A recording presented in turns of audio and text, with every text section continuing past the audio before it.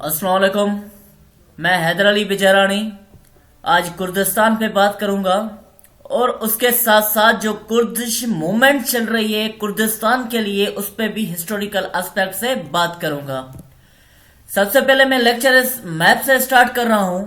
ये वो एरिया है जहां पे कुर्द ट्राइब के लोग रहा करते हैं। तो अब यहाँ पे देख लें तो कुर्द ये जो एरिया किन कंट्री से लग रही है, ये एरिया तुर्की के साथ भी लग रही है जहां पे कुर्द रहा करते हैं, और सीरिया के नॉर्थर्न एरियाज में भी कुर्द रहा करते हैं, और उसके साथ साथ इराक के बहुत ही नॉर्थर्न एरियाज में कुर्द रहा करते हैं, और ईरान की वेस्टर्न एरियाज में भी कुर्द रहा करते हैं। तो यहाँ पे आप देख लें कि 4 ऐसी मेजर स्टेट हैं या मेजर कंट्रीज हैं जिसके अंदर कुर्द रह रहे हैं। तो अब इस पे ये देखेंगे कि अब कुर्द क्या चाहते हैं। कुर्द हर एक स्टेट से अपनी आजादी चाहते हैं। तो कुछ कुर्दों का यह मानना है कि जिस स्टेट के अंदर हम रह रहे हैं, लेट सपोज के जो इराक के अंदर कुर्द रह रहे हैं, उन कुर्दों का यह मानना है कि हम सिर्फ इराक से ही आजादी लेंगे, इंडिपेंडेंस लेंगे, और इंडिपेंडेंस एक स्टेट या यूनिट बनाएंगे इराक के ही अंदर। तो बहुत से कुर्दों का यही मानना है कि हम हर एरियाज से, हर स्टेट से आजादी लेंगे, आजादी लेने के बाद एक सेपरेट स्टेट बनाएंगे या सेपरेट कंट्री बनाएंगे जिसका नाम होगा कुर्दिस्तान। तो बहुत से लोगों की यहाँ पे यही कोशिश चल रही है। जो कुर्द ट्राइब के लोग हैं उनका यही मानना है कि हम इसे एक सेपरेट स्टेट बनाएंगे जिसका नाम होगा कुर्दिस्तान। तो आगे की स्लाइड्स में मैंने यह भी बताया है कि ये लोग कैसे इन 4 कंट्रीज में आ गए और उसके कौन से ऐसे हिस्टोरिकल इवेंट हुए जो ये कुर्दिस्तान या कुर्द कबाइल के लोग इस 4 कंट्रीज में डिवाइड हो गए। तो ये मैंने आगे आपको बताना है। अब थोड़ा बहुत इसकी हिस्ट्री को टच कर लें। यहाँ पे 35 मिलियन पीपल रह रहे हैं कुर्दिस्तान के, कुर्द ट्राइब के लोग इस 4 कंट्रीज में। और ये वो लोग हैं जिन्हें कहा जाता है कि पीपल विदाउट ओन टेरिटरी, क्योंकि इनके पास जमीन नहीं, इनका वजूद तो है मगर इनके पास कोई अपनी जमीन नहीं। ये 4 कंट्रीज के अंदर रह रहे हैं और एज अ स्लेव समझ लें या एज मतलब उनके कोई हकूक नहीं दिए जाते इन 4 कंट्रीज के अंदर, और वो 4 ही कंट्रीज में अपनी इंडिपेंडेंस के लिए, आजादी के लिए डिमांड कर रहे हैं। तो आगे बढ़ते हैं कि they accepted Islam in 7th century. उन्होंने इस्लाम कबूल किया 7th सेंचुरी में, और ये सुन्नी मुस्लिम्स हैं और इतनी हद तक कि ये सूफीज्म को भी फॉलो करने वाले लोग हैं। और इनके लिए जो हद से ज्यादा कोई फेमस चीज है वो यही है कि they are very brave and fighter. हद से ज्यादा वो ब्रेव हैं और उसके साथ साथ हद से ज्यादा ये फाइटर हैं। और अगर हम हिस्ट्री में उन्हें तारीख में देख लें तो वो इस ही चीज से हद से ज्यादा फेमस थे कि भाई जो कुर्द ट्राइब के लोग हैं वो हद से ज्यादा ही ग्रेट फाइटर हैं, और ग्रेट कहें कि अगर जंग में उतर जाते थे तो कुर्द ट्राइब के लोगों से ही सारी कौमें डरा करती थी क्योंकि ये बहुत बड़े फाइटर हैं। और उसके साथ साथ Kurdish women are both brave and intelligent, और इनकी जो कुर्दिश वुमेन है वो भी बहुत ही ब्रेव और उसके साथ साथ इंटेलिजेंट भी हैं। तो अब आ रहे हैं उस हिस्ट्री पे जिसके बुनियाद पर इन 4 कंट्रीज में कुर्दों की डिवीजन हो गई। तो यह था कि बिफोर वर्ल्ड वॉर 1, जब वर्ल्ड वॉर 1 हुई तो ये तो एक एरिया में रह रहे थे कुर्द, जिन्हें इनका ये माना था कि ठीक है अगर हम इस एरिया में रह रहे थे। तो ये एरिया किसके अंडर में था? ये एरिया था ऑटोमन एम्पायर के अंडर में। तो वर्ल्ड वॉर 1 के बाद इन्होंने थोड़ी बहुत डिमांड की कि भाई जो हमारा एरिया है हम उसे एक सेपरेट स्टेट बना लें या कोई सेपरेट यूनिट बना लें, चाहे वो ऑटोमन एम्पायर के ही अंडर में क्यों न हो, मगर हमारी एरिया गवर्नमेंट सेपरेट हो। तो उसके बाद क्या हुआ, ये उनकी डिमांड थी, थोड़ी बहुत बातें चल रही थी। फिर हुआ वर्ल्ड वॉर 1। जब वर्ल्ड वॉर 1 के जब ग्रुप बन गए, एक ग्रुप था जर्मन और ऑटोमन एम्पायर का जो अलायंस थे, और दूसरी तरफ जो फ्रांस, यूके, रशिया और इटालियन एम्पायर जो अलायंस थे। अब बहुत और भी अलायंस थे मगर मैं उनका जिक्र कर रहा हूं जिनका यहाँ पे कुर्दिस्तान में जिनका किरदार था।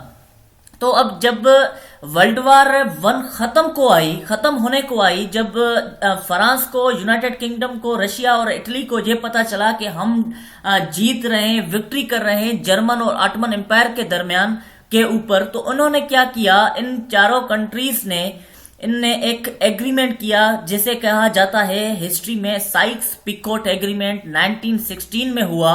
ये एक हिडन एग्रीमेंट था, या कह लें कि ये एक सीक्रेट एग्रीमेंट था। अब ये सीक्रेट एग्रीमेंट क्या था? इस एग्रीमेंट के तहत ये कहा गया कि भाई अब हम ऑटोमन एम्पायर को डिफीट कर रहे हैं।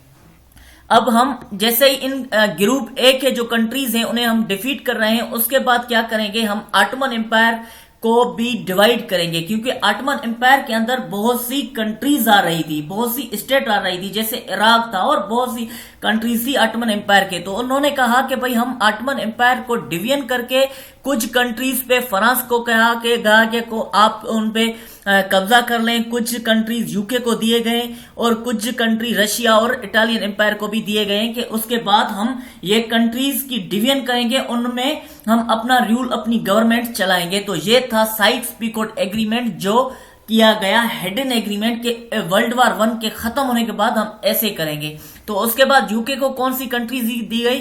फलस्तीन, Iraq and Jordan were given to the United Kingdom. और ये कहा गया कि भाई आप इन कंट्रीज पे गवर्नमेंट बना लेना। और फ्रांस को जो कंट्रीज दिए गए वो था तुर्की था, सीरिया था एंड लबनान था, कि भाई आप इन कंट्रीज पे अपनी गवर्नमेंट बना लेना। तो ये जैसे मैंने लिखा हुआ है, अब ये इराक दिया गया यूनाइटेड किंगडम को, और जॉर्डन भी यूनाइटेड किंगडम को दिया गया, और यहाँ पे फलस्तीन भी यूनाइटेड किंगडम को, और सीरिया और उसके साथ साथ लबनान एंड तुर्की कौन सी कंट्रीज को दिया गया? वो दिया गया फ्रांस को। तो अब यहाँ पे आप देख लें, जब ये आर्टिफिशियल बाउंड्रीज बनी, तो आर्टिफिशियल बाउंड्रीज बनने के बाद कुर्द यहां से ही डिवाइड होना स्टार्ट हुए। कुछ कुर्द यहाँ पे चले गए, कुछ यहाँ पे इराक के पास आ गए, कुछ ईरान के पास, और कुछ यहाँ पे सीरिया के पास आ गए। तो यहाँ पे इनके साथ मतलब इनकी डिवीजन यहाँ पे थोड़ी बहुत हो गई। अब और आगे बढ़ते हैं, और कैसे डिवीजन हुई। फिर क्या हुआ कि world war ended through treaty of Sevres. जब world war 1 treaty of Sevres के तरह खत्म हो गया, और जो ग्रुप ए था, जब ग्रुप ए ने फतेह हासिल कर ली, ग्रुप बी, जब ग्रुप बी इन कंट्रीज ने जीत लिया, विक्ट्री हासिल कर ली इस कंट्रीज के ऊपर, तो फिर क्या हुआ? फिर जो साइक्स-पिकोट एग्रीमेंट उन्होंने कहा था, अब वही एग्रीमेंट ही होगा यहाँ पे। फिर Ottoman Empire crushed as well as German. तो ऑटोमन एम्पायर को भी खत्म कर दिया गया, और जर्मन एम्पायर को भी हद से ज्यादा नुकसान हुआ, उनको भी करज किया गया। किसने? यूएसए ने, यूके ने और फ्रांस ने। तो फिर क्या हुआ आगे? Divided Ottoman Empire according to Sykes Picot agreement. तो उन्होंने जो साइक्स-पिकोट एग्रीमेंट एक हिडन एग्रीमेंट किया था 1916 वाला, तो उन्होंने यही कहा कि अब हम डिवीजन ऑटोमन एम्पायर की उस साइक्स-पिकोट एग्रीमेंट के ही तहत करेंगे, और उन्होंने वैसे ही की। और फिर क्या था? उस ट्रीटी ऑफ सेवियर्स में एक आर्टिकल था जो था 62 आर्टिकल। उसमें इस आर्टिकल में यह कहा गया कि जो कुर्द ट्राइब के लोग हैं, हम उन्हें फ्रीडम या उन्हें इंडिपेंडेंस देंगे, आजादी देंगे, मगर उसको उन लोगों को आजादी हम तब देंगे जब कुछ टाइम के बाद जो लीग ऑफ नेशन बनी थी, लीग ऑफ नेशन डिसीजन लेगी कि भाई इन कुर्दिस्तान या कुर्द ट्राइब के लोगों को आजादी दी जाए या नहीं दी जाए, और ये आजादी के काबिल या लायक हैं। तो इस ट्रीटी ऑफ सेवियर्स में ये भी कहा गया, उनका जो आर्टिकल था 62, मतलब कि जो डिवीजन तो की गई, जो इराक दिया गया वो यूके को दिया गया, मगर वो इनके कंट्रोल में था, यूनाइटेड किंगडम या फ्रांस के कंट्रोल में था। फिर भी कहा गया कि हम कुर्दिस्तान को आजादी देंगे अगर कुछ टाइम के बाद इन्हें हम देख लें, और ट्रीटी लीग ऑफ नेशन इन्हें आजादी देगी। तो फिर क्या हुआ कि Turkish people were protesting against treaty, और जो तुर्क पीपल थे, जैसे जो ऑटोमन एम्पायर था, ऑटोमन एम्पायर में जो ज्यादातर जो उसको रूल करते थे लोग, जो वो थे तुर्क थे, और बहुत से जो अरब कंट्रीज थी, जैसे इराक था और जैसे सीरिया था, और वो इन ऑटोमन एम्पायर को हद से ज्यादा लाइक नहीं करते, क्योंकि वो अरब थे, और जो ऑटोमन एम्पायर के जो लोग थे वो तुर्किश थे, और तुर्किश उन पे अरब पे रूल करते थे। तो इन्हें ये बात मंजूर नहीं थी, और तुर्क भी कंटिन्यूस प्रोटेस्ट कर रहे थे कि भाई हम ट्रीटी ऑफ सेवियर्स को नहीं मानते, क्योंकि ट्रीटी ऑफ सेवियर्स से आप हमारे बहुत सी कंट्रीज को हमसे अलग कर रहे हैं। तो इनके लिए भी एक प्रोटेस्ट चल रही थी, और इस प्रोटेस्ट ने बहुत ही जोर ले लिया। तो अब ये देखें, ये एक डिवीजन थी, किसकी? ऑटोमन एम्पायर की डिवीजन थी। मुख्तलिफ कंट्रीज, मुख्तलिफ स्टेट्स को दी गई, यूके को, यूनाइटेड किंगडम को, और ये एक डिवीजन हो चुकी थी ऑटोमन एम्पायर की। तो फाइनल जब हद से ज्यादा प्रोटेस्ट होना स्टार्ट हुई किनके दरमियान, जो तुर्किश पीपल थे उन्होंने जब प्रोटेस्ट स्टार्ट की, तो फाइनल क्या हुआ कि यूनाइटेड किंगडम ने कहा कि भाई ठीक है, हम तुर्किश के साथ एक पीस ट्रीटी करते हैं जिसका नाम था ट्रीटी ऑफ लुज़ेन, जो 1923 में हुई। ये एक पीस ट्रीटी माना जाता है जिसके साथ मॉडर्न तुर्की का जन्म हुआ। अब जब मॉडर्न तुर्की का जन्म हुआ, ये देख लें, ये बाउंड्री जाकर बनी मॉडर्न तुर्की की यहां से। तो अब यहाँ पे जो बाउंड्री बनी गई, तो यहाँ पे जो एरियाज थे, जो कुर्द ट्राइब के लोगों के एरियाज थे, वो भी दिए गए किसको, तुर्की को। अब जब इनका जन्म हुआ तो यहाँ से अब जो इनकी जो उम्मीद थी कि भाई हमें आजादी दी जाएगी, या कि ट्रीटी ऑफ सेवियर्स के जो आर्टिकल नंबर 62 ने कहा कि हम आपको आजादी देंगे, इंडिपेंडेंस देंगे, समझ लें कि वो अब उनका ख्वाब या इम खत्म हो गया। तो यहाँ पे देख लें, जब 1923 में इन्हें तुर्की का जन्म हुआ तो ये एरियाज चले गए तुर्की के बाद। अब ये इन एरियाज में पहले ही आर्टिफिशियल एक बाउंड्रीज बन चुकी थी, तो उसके साथ साथ एरियाज उनकी डिवाइड हो गई और कुछ चले गए तुर्की के दरमियान, कुछ सीरिया के पास और कुछ इराक के पास और कुछ यहाँ पे ईरान के पास। तो हर एरियाज में, हर स्टेट में इनका यही मानना है कि हमें आजादी चाहिए और उसके बाद हम सेपरेट स्टेट बनाएंगे जिसका नाम होगा कुर्दिस्तान। अब आगे बढ़ते हैं। अब हम डिस्कस करेंगे हर कंट्रीज के अंदर कुर्दों का कौन सा वहां पे बिहेवियर चल रहा है और जो स्टेट है वो स्टेट का कैसा बिहेवियर है उन कुर्दों के साथ। सबसे पहले तुर्की के साथ कुर्दों का कैसा बिहेवियर है और कुर्दों का तुर्की का कैसा बिहेवियर है कुर्दों के साथ। यहाँ पे जो पॉपुलेशन है कुर्दों की 15 to 20% पॉपुलेशन है यहाँ पे कुर्दों की। And Turkish government deal them harshly, हद से ज्यादा तुर्किश गवर्नमेंट इन्हें टफ टाइम दिया करती है और state call them mountain Turks, और इतनी हद तक के जो इनकी आइडेंटिटी है उसे भी खत्म किया जाता है तुर्की के अंदर। और वो इन्हें नहीं कहते कि भाई आप कुर्द हो, ये कहते हैं कि आप माउंटेन तुर्क हो। तो इसलिए बहुत सी नफरत इनके दरमियान है, कुर्दों के दरमियान और तुर्की की गवर्नमेंट के दरमियान। और Kurdish traditional dresses and language is not allowed, कि उनकी जो ट्रेडिशनल लैंग्वेज है और ड्रेस है वो भी अलो नहीं है यहाँ पे। तो फिर क्या हुआ कि 1978 में अब्दुल्ला ओकलान ऑर्गेनाइज्ड पीके के पार्टी फॉर इंडिपेंडेंस। तो बहुत सी ऑर्गेनाइज बनी, पार्टीज बनी यहाँ पे जो आजादी के लिए काम कर रही हैं। 1984 में armed struggle started for independence. इन्होंने बहुत कोशिश की कि भाई किस बुनियाद पर हमें आजादी दी जाए, मगर जब वो आजादी नहीं मिल रही थी तो इन्होंने आर्म्ड स्ट्रगल स्टार्ट की। और उसके बाद फिर ये आर्म स्ट्रगल कंटिन्यू चली। फिर 2012 में पीस टॉक्स हुए, पर वो भी कुछ टाइम के बाद फेल हो गए। फिर क्या हुआ कि 2015 में attacks at Kurdish region and killed 33 Kurdish people.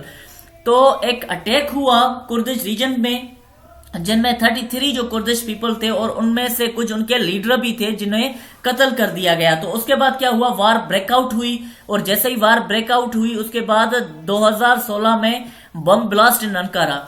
तो तुर्की में एक बम ब्लास्ट हुआ जिसका इल्जाम भी लगाया गया कि ये चीज कुर्दों ने की है। तो हद से ज्यादा अब इनके दरमियान एक जंग का माहौल बन चुका है तुर्की और तुर्की के अंदर जो कुर्द हैं उनके दरमियान। तो अब इन बहुत सी जंग में बहुत से लोग मारे गए और हद से ज्यादा इन कुर्दों को टफ टाइम दिया जाता है गवर्नमेंट से।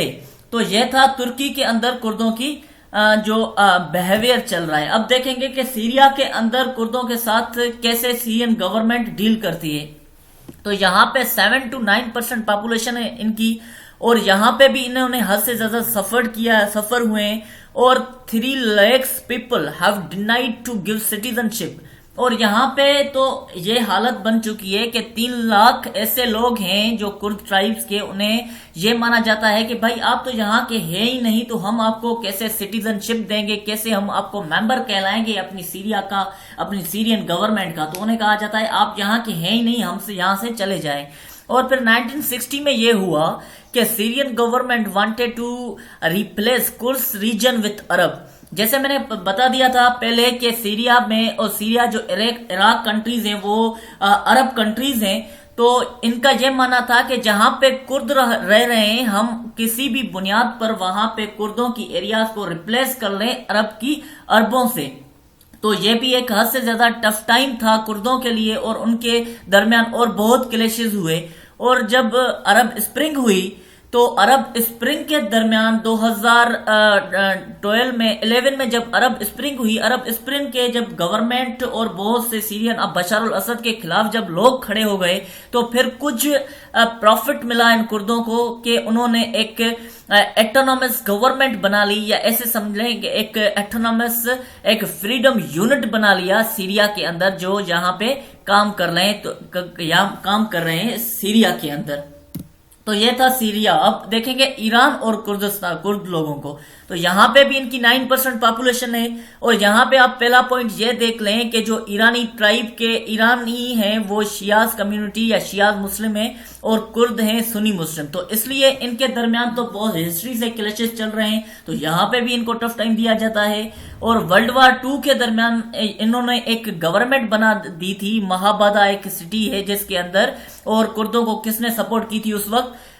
इसको सपोर्ट की थी सोवियत यूनियन ने, क्योंकि सोवियत कंटिन्यूस कुर्दों को सपोर्ट कर रहा है, तो सोवियत यूनियन ने सपोर्ट की थी महाबादा सिटी को बनाने के लिए कुर्दों को। मगर जैसे ही वर्ल्ड वार 2 खत्म हुई तो उस सिटी को फिर कंट्रोल कर लिया ईरान ने और उस ईरान की गवर्नमेंट ने, और इस सिटी को खत्म कर दिया गया। तो अब देखेंगे इराक और कुर्द ट्राइब के जो लोग हैं उनके दरमियान कैसे रिलेशन चल रहे हैं जी, क्योंकि इराक के उस नॉर्दर्न एरियाज में कुर्द मौजूद हैं। तो यहाँ पे 15 to 20% पॉपुलेशन है इस इराक में, जैसे तुर्की में 15 to 20% पॉपुलेशन है, यहाँ पे भी यही पॉपुलेशन है। और इन्होंने भी बहुत से मिलिट्री क्रैकडाउन देखे हैं और सिविल टाइम्स इन पे भी हद से ज्यादा जुल्म हुआ है। तो फिर क्या हुआ कि 1946 में Mustafa Barzani formed Kurdistan Democratic Party, तो उन्होंने एक पार्टी बनाई जिसका नाम था केडीपी, जिसके केडीपी का क्या ही काम था, उसका भी यही काम था कि हमें आजादी दो। तो फिर क्या हुआ कि 1958 में इराकी रेवोल्यूशन, जब 1958 में इराकी रेवोल्यूशन आया, जब वहां पे मिलिट्री कूप्स हुए, और जब 1967 में बाथ पार्टी का यहाँ पे इराक में जन्म हुआ, तो उस वक्त बहुत सी पीपल या बहुत सी कम्युनिटीज ने अपनी अपनी डिमांडें दी। तो केडीपी वालों ने भी डिमांड की कि भाई हमें भी सेपरेट होमलैंड दो। तो फिर क्या हुआ कि जो न्यू कॉन्स्टिट्यूशन बना कि but new constitution rejected their nationality, तो यहां पे भी यही हुआ सीरिया की तरह। तो न्यू कॉन्स्टिट्यूशन ने उन्हें तो आजादी तो नहीं दी, मगर जो उनकी नेशनलिटी थी, नेशनलिटी को मानने से भी इनकार कर दिया कि भाई आप तो यहाँ के है ही नहीं, आप यहाँ के नहीं हो, तो हम आपको क्यों कोई आजादी दे दें या हम अपनी स्टेट में कोई अहमियत दे दें। तो आगे बढ़ते हैं। 1961 में आर्म्ड स्ट्रगल स्टार्ट हुई, जैसे ही 58 में इनको आजादी नहीं मिली और न्यू कॉन्स्टिट्यूशन ने इन्हें टफ टाइम दिया, तो उसके बाद 61 में आर्म्ड स्ट्रगल स्टार्ट हुई। फिर 1968 में Baath party came in power and wanted to settle Arabs in Kurd region Kirkuk which is rich in oil. जब 1968 में बाथ पार्टी का जन्म हुआ, तो बाथ पार्टी के जन्म होने से उन्होंने पहला ही काम यह किया कि जो कुर्द ट्राइब का जो एक रीजन है जिसे कहा जाता है किरकुक, जो हद से ज्यादा एक फेमस है, एक रिच है ऑयल के लिए हद से ज्यादा इसे रिच माना जाता है। तो उनका यही मानना था कि अब किसी भी बुनियाद पर इस किरकुक को कन्वर्ट कर लें अरब के दरमियान। कैसे कि अब यहां से जो कुर्द रह रहे हैं, कुर्दों को यहां पे खत्म कर दिया जाए और अरब को यहां पे सेटल कर दिया जाए, जैसे कि हमारे लिए एक पावरफुल चीज हो और इराक के लिए एक पावरफुल चीज हो। तो ये क्या था, ये हद से ज्यादा और नफरत बढ़ी कुर्द ट्राइब के लोगों के दरमियान। फिर क्या हुआ, PUK पार्टी आल्सो फॉर्म, जिसका फुल फॉर्म था पैट्रियोटिक यूनियन ऑफ कुर्दिस्तान, और इस पार्टी का भी यही एक एम्स और ऑब्जेक्टिव यही थे कि हमें आजादी दी जाए। और फिर क्या हुआ, एक हिस्ट्री में नया मोड़ आया जब 22 सितंबर 1982 20 अगस्त 1988 ईरान इराक वार। जब ईरान इराक वार हुई, ईरान इराक वार वो वार थी जो एक बगैर किसी रिजल्ट के खत्म हुई। जब ईरान इराक वार हुई, वार खत्म होने के बाद जो सदाम हुसैन था, सदाम हुसैन कब रूलर बना? सदाम हुसैन रूलर बना 1979 में। 1979 में ये बाथ पार्टी का सदाम हुसैन था। और जब बाथ पार्टी का जन्म हुआ 1968 में, 1968 से लेकर 1979 तक सदाम हुसैन था वाइस प्रेसिडेंट। और कब रूलर बना? 1979 में बिल्कुल प्रेसिडेंट बन गया। तो जब इसने अटैक किया ईरान पे, तो इसका ये मानना था कि जो हमारी शिकस्त हुई या रिजल्ट नहीं आए, उसके कुछ रीजन ये भी थे कि जो कुर्द ट्राइब के लोग थे वो सपोर्ट कर रहे थे ईरान को। तो इसलिए सद्दाम को हद से ज्यादा एक नफरत हुई इन कुर्दों से। तो उसने लास्ट में क्या किया, जैसे ही 20 अगस्त को ये बैटल खत्म हुई तो 5 दिनों के ही अंदर लॉन्च अनफॉल ऑपरेशन अगेंस्ट कुर्द। उन्होंने एक ऑपरेशन लॉन्च की, अनफॉल ऑपरेशन जिन्हें कहा जाता है, कुर्दों के ऊपर। उसमें इसने केमिकल वेपन इस्तेमाल किए और हद से ज्यादा कुर्द ट्राइब के लोगों को मार दिया गया इस जंग में। और हद से ज्यादा इस सद्दाम हुसैन ने टफ टाइम दिया कुर्दों को। तो आगे बढ़ते हैं। फिर क्या हुआ कि 1991 में जब गल्फ वार हुई, फिर सद्दाम ने क्या किया, सद्दाम ने अटैक किया जब कवैत पे, बहुत से हिस्टोरिकल रीजंस की वजह से। वो उस पे मैं सेपरेट एक लेक्चर करूंगा, बताऊंगा कि कौन से रीजन थे जिसके बुनियाद पर सद्दाम ने अटैक किया कवैत पे। तब जब सद्दाम ने कवैत पे अटैक किया तो यूएसए ने किसको सपोर्ट किया? यूएसए ने सपोर्ट किया कवैत को। तो कवैत को जब यूएसए ने सपोर्ट किया तो यूएसए ने कहा कुर्दों को कि भाई आप हमें सपोर्ट करो इस जंग में, उसके बाद हम आपको फ्रीडम दे देंगे या हद से ज्यादा यहाँ पे राइट्स दिए जाएंगे। तो कुर्दों ने भी यही किया, क्योंकि कुर्द पहले ही इराक के साथ ठीक नहीं थे और इराक के सद्दाम हुसैन ने उनपे केमिकल वेपन का भी इस्तेमाल किया था। Then Kurd supported USA against Saddam and the leadership of Masoud Barzani. Masoud Barzani के जो लीडर था उनकी सपोर्ट में उन्होंने किसको सपोर्ट किया? कवैत को। फिर क्या हुआ, जब 1991 के उसके जंग के बाद इससे इन्हें हद से ज्यादा पावर भी दिए गए, कुर्द ट्राइब के लोगों को हद से ज्यादा पावर भी मिले। उसके बाद क्या हुआ कि आफ्टर 2003 यूएसए सपोर्टेड देम। जब 2003 में जब सद्दाम हुसैन की गवर्नमेंट को यूएसए ने गिरा दिया, गिराने के बाद भी कुर्दों को हद से ज्यादा यहाँ पे इराक में पावर दिए गए। फिर क्या हुआ कि यहाँ पे पेशमर्गा कुर्दिस्तान आर्मी फॉर्म्ड। यहाँ पे कुर्दिस्तान के अंदर, इस इराक के अंदर उनकी सेपरेट आर्मी भी है कुर्द ट्राइब के लोगों की, जिसे पेशमर्गा कहा जाता है। और PUK and KDP formed KRG. अब जो दो पार्टीज यहाँ पे काम कर रही थी, पीयूके और केडीपी, इन दोनों ने मिलकर एक कुर्दिस्तान रीजनल गवर्नमेंट बना ली 2005 में। तो मतलब इनकी यहाँ पे एक अक्सरियत भी बढ़ती गई और इनका दबदबा भी यहाँ पे इराक में बढ़ता गया। फिर क्या हुआ कि 2014 rise of IS, USA supported Kurd against them. अब जब 2014 में जब राइज ऑफ आईएस हुआ तो यूएसए ने किसको सपोर्ट किया? यूएसए ने कुर्दों को सपोर्ट किया इनके आईएस के खिलाफ। तो यहाँ पे ये दोनों भी आपस में लड़ रहे थे। क्यों लड़ रहे थे कि आईएस का ये मानना था कि हम पूरे इराक पे अपना कंट्रोल कर लेंगे, मगर कुर्द कभी नहीं चाहते थे कि हमारे एरियाज पे कोई भी कंट्रोल कर ले। तो ये अपनी फ्रीडम के लिए इराक के साथ भी लड़ रहे थे, अपनी फ्रीडम के लिए आईएस के साथ भी लड़ रहे थे। फिर क्या हुआ कि फरवरी 2016 Masoud Barzani demanded for the Kurdistan. तो उसने जो डिमांड कंटिन्यूस तारीख से चल रही थी, उसने इस डिमांड को और बढ़ा दिया और कहा कि भाई आप रेफरेंडम करवा लो। अगर पीपल यहाँ के जो चाहते हैं कि हमें आजादी दी जाए तो हमें आजादी दो। अगर यहाँ के पीपल कह रहे हैं कि भाई आपको आजादी के आप काबिल नहीं, तो हमें आजादी नहीं दो। फाइनल ये बातें जब हद से ज्यादा बढ़ गई तो 25 सितंबर 2017 में एक रेफरेंडम हुआ। और ये रेफरेंडम क्या था कि भाई जो आप सेपरेट कुर्दिस्तान में रहना चाहते हैं या इराक के अंदर रहना चाहते हैं। तो ये हुआ। इनका जब रिजल्ट आया वो आया 27 सितंबर को इसका रिजल्ट आया, जिसमें 93% लोगों ने ये डिमांड की कि भाई हम सेपरेट कुर्दिस्तान में रहना चाहते हैं।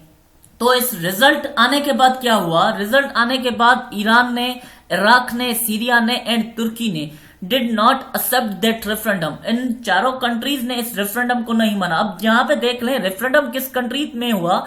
इराक में हुआ। मगर जो बाकी जो 3 कंट्रीज थे उन्होंने भी नहीं माना। उन्होंने क्यों नहीं माना? उन्होंने कहा कि अगर यहाँ पे इराक में अगर सेपरेट कुर्दिस्तान बन जाता है तो कल यहाँ पे तुर्की में भी लोग डिमांड करेंगे रेफरेंडम की, सीरिया में भी करेंगे, ईरान में भी करेंगे और हमारी टेरिटरीज हमसे छीन जाएगी। तो इसलिए सब कंट्रीज ने कहा कि भाई हाँ ये रेफरेंडम हमें काबिल कबूल नहीं और इस रेफरेंडम में बहुत सी रैगिंग हो चुकी है, इसलिए हम रेफरेंडम को नहीं मानते। तो यह था एक कुर्दिस्तान पे लेक्चर जो मैंने आपको हिस्टोरिकल एस्पेक्ट से भी बता दिया और जो जिस कंट्रीज में कुर्द ट्राइब के लोग रहा करते हैं वो भी मैंने आपको एक हिस्टोरिकल एस्पेक्ट से बता दिया। मैं उम्मीद करता हूं कि आपको यह लेक्चर पसंद आया होगा।